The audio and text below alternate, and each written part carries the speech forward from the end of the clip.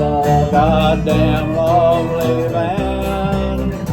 She's a lovely van. She's a goddamn... All right, kids. Well, it's been a very busy week, and this week's video isn't going to be very good. It's mostly more updating stuff because I spent most of the week towing as opposed to fixing, although there was some fixing. And so I don't know. It's just a thing. Here we go. All right. I know you're all fascinated by such things, but I'm sorry to say she's a goner. This is the second oldest van I own. I bought it in 2015, and it has blown its transmission, and that was Tuesday's tow rescue job from a place called Delaware, Ohio. This has been in service its whole life. This is the van featured in the video for what to expect from an 837,000 mile van or whatever that I did a few months ago, and you saw it then. But the transmission was throwing a P0740, which is a torque converter code, and I assumed it needed a torque converter. So I put some additive in it that improves, it claims to eliminate torque converter shudder or slip, and it made it another few hundred miles, and then it just blew up. Luckily, it had delivered, so it wasn't too bad, and it was a lovely day on Tuesday.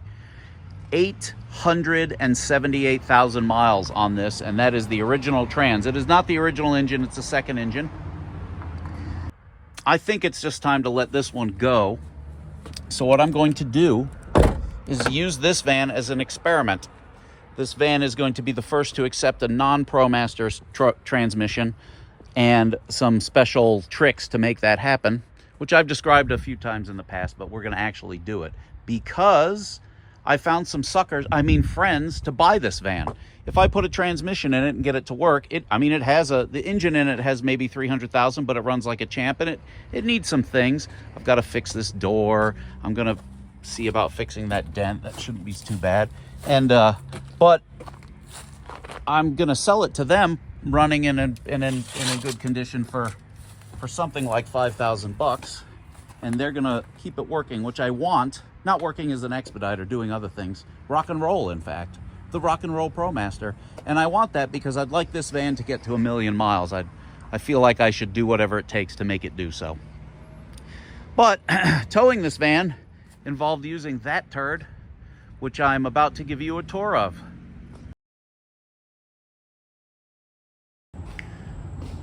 All right, can I just take a moment and express to you how far have we come in the world of industrial or commercial or otherwise useful vehicles, practical utilitarian vehicles.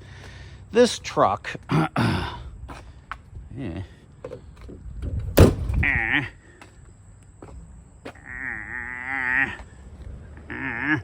this truck is what is known in the industry as the Barbie dream truck. If you talk to some vehicle enthusiast hillbillies, they will all say the same thing. There were only two good trucks ever made. One was a late 90s, I think 98 through 2002 Dodge with the Cummins in it. And the other is this. This is literally the Barbie dream truck. If you had a paintbrush and you wanted to find the most desirable one, you would get this. This is a 1999 and a half, the half is important, Ford F-250 four-wheel drive, four-door, Power Stroke diesel with a manual. That's what everybody wants. Now, it came to me through a rather interesting turn. I had a customer who was quoted, I don't know, $9,000 or $13,000 for a blown engine, and they towed their van all the way up to me from Virginia, and I was able to replace what was the actual problem, which was a flex plate for, I think it was around $1,000, but still, that's a lot better than the other. And they were so happy they gave me this turd because it has some issues. It has 413,000 miles on it now. No complaints as such about the engine and transmission, although I wouldn't want to be putting clutches in this monster all the time.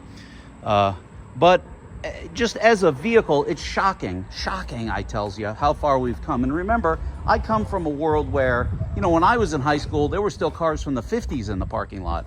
And all my cars were $50 beaters from the 60s mainly, and mainly Chryslers. So I should be biased, about what I think a modern truck should be. And this truck, now being 25 years old, is not modern, but holy shit, have we come a long distance. This thing is awful. It just, as a driving experience, it's terrible. So it has some issue where it's got a parasitic draw, so the previous smart guy put a master kill in it. These seats, I don't know what this stuff is, but it sure feels like sandpaper when you're sitting on it for a while. This material, I mean, I know it's still the same, but it's set such a way that it actually just cuts across your neck. I have a scar from yesterday. This one had a fire extinguisher explode in it. There's your transfer case to go into your four-wheel drive. The fact that it was a four-door, it was a big innovation around that time. There wasn't such a thing as four-door pickup trucks when I was young. Still has an ashtray, still never been used. I've slept back here. It ain't pretty, although that part of it is relatively comfortable. But the experience of this thing, first of all, you've got a pole vault into the damn thing, which is why it has a running board. And let me assure you, I'm like that Olympic pole vaulter guy from France, except without that one feature that he had. You hurl yourself into the seat here. You turn the key and wait to start. The glow plugs are warming up. And of course, it's got to be in neutral to start. Well, our glow plugs are on. Jesus Christ, it's farm equipment. Look at this science. That's pretty luxe in a truck. And you people should feel spoiled. This was the entertainment system. The air conditioning doesn't work, so I lost 6 pounds yesterday, and I think all of it through my balls, because it was like sitting in a bowl of soup. Holy crap. No air conditioning, you get hot. Also, this one has a problem where I don't know if you can see, probably can't see, the fucking windshield is falling out, and all the Gorilla Tape I put on it fell off during the trip yesterday. I'll have to retape that. Ugh. All right, am I clear behind me? No, not really. How do you work this contraption? Like that. Jesus. It makes, I don't know what's going on with the steering. I kind of don't care. It is a bouncy mess. And you're all spoiled by your Promasters, I'm telling you. And those of you who say, demand that Chrysler build a diesel manual transmission Promaster, the hell with you, you're crazy. You think you want that, but I assure you, you don't. I can't assure you of much in this world, but I can assure you don't. Bouncing around, I'm already sweating, just like yesterday. The temp gauge doesn't work, so somebody installed the auxiliary temp gauge, which also doesn't work. So that's nice.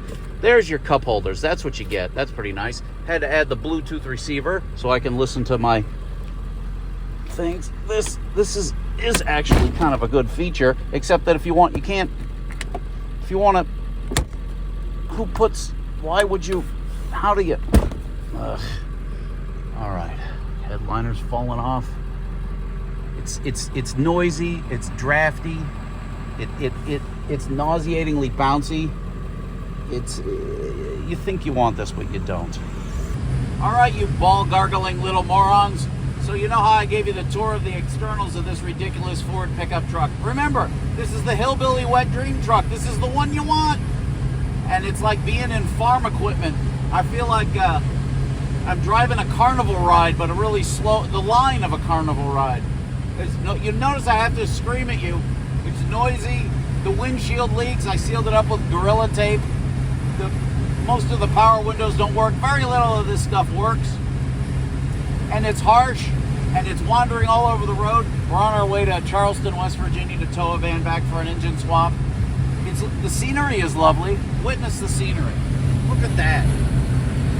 This country is lousy with fucking trees. Tear them down, put up a Rite Aid.